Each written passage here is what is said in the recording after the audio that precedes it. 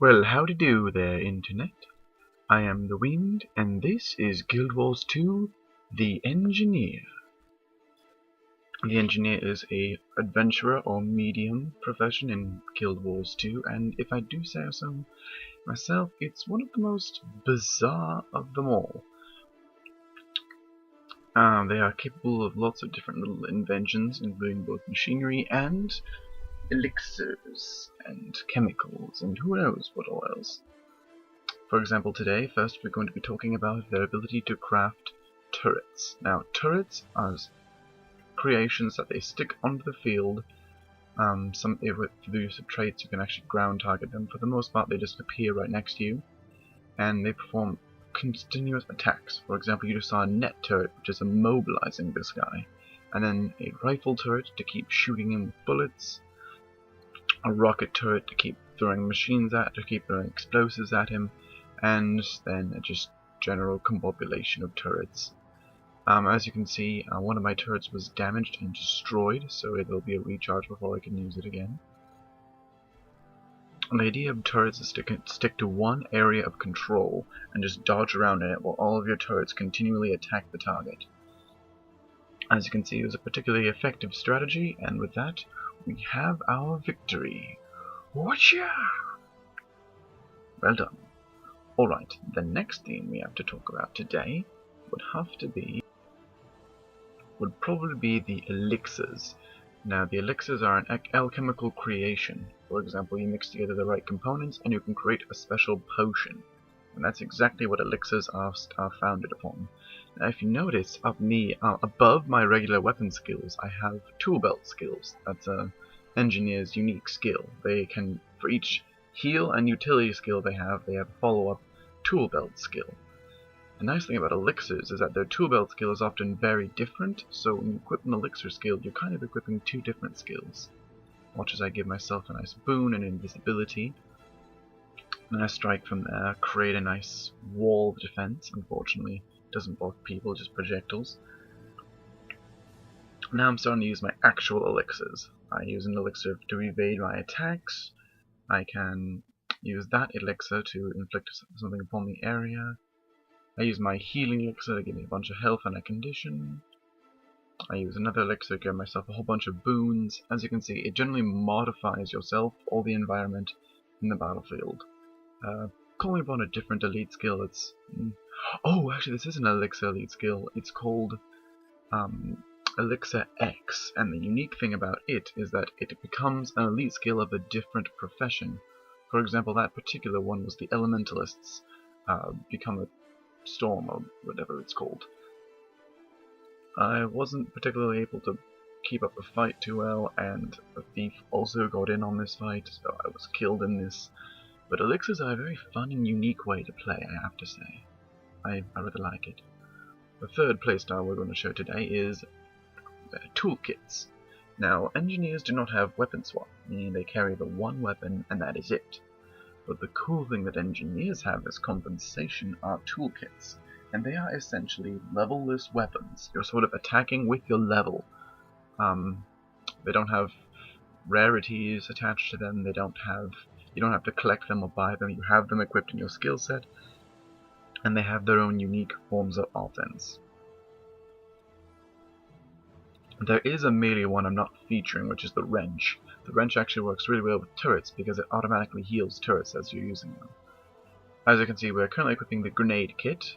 Every skill there is like a weapon. It works like a weapon skill. The first one automatically recharges, the rest have timer on them. And every skill is throwing a different kind of grenade. This is a nice ranged attack and inflicting conditions weapon because, as you can see, I'm throwing multiple explosives, and each explosive has their own effect.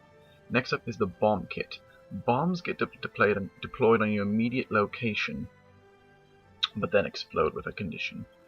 Unfortunately, yeah, I got killed halfway through, so I couldn't really demonstrate that too well.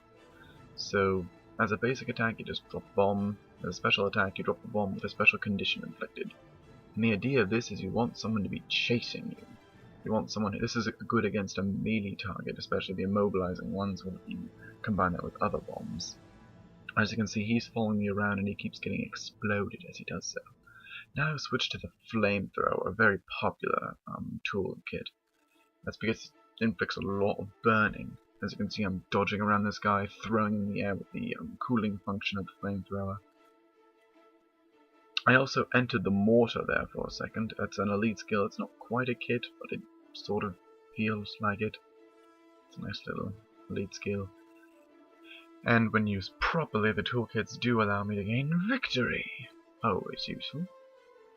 The final theme we're going to be talking about today is gadgetry, which is the last and final thing that engineers can do as far as how their skills are set. In fact, one of the new heal skills is a gadget, but I don't have it yet. And gadgets are, there's no one way to, the only one way to say what all gadgets are is they all do stuff. They all have different sort of effects, and they also do heavily use the toolkit. For example, the personal battering ram. The toolkit version tosses a battle ram at someone to cripple them. You just saw its main function, which is to knock someone away. I can also use super speed on the slick shoes, as I used before, and now I'm using the slick shoes for their intended function, which creates oil in the field that makes it so they can't really follow you very well. We also have mines. This guy keeps knocking me down, so I can't even use my mine. There I can quick heal, launch a battering ram to cripple him, use the battering ram to launch him away, to give me some space. Now I can deploy a mine. It walks over it, or I can detonate it remotely. Use the blood knockback in some conditions. If I use the toolkit one, it actually deploys a lot of mines, as you can see there. They all exploded to a lot of damage.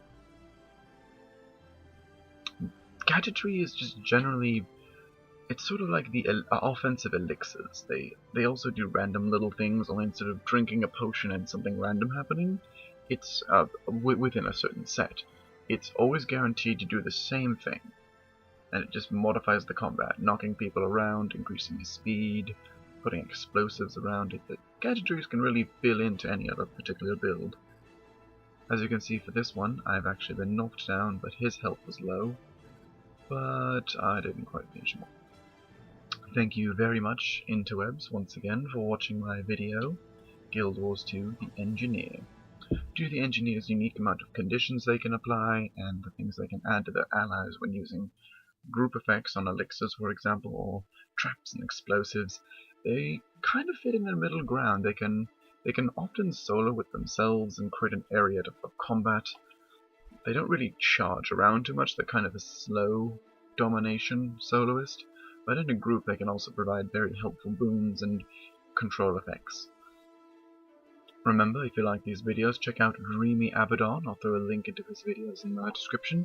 He also does videos of this sort of manner, and also does some more professional videos of how the professions are supposed to run. If you want to see an engineer the way they are supposed to be run, check out his videos. Once again, I'm the Wind, and have a windy day, everyone.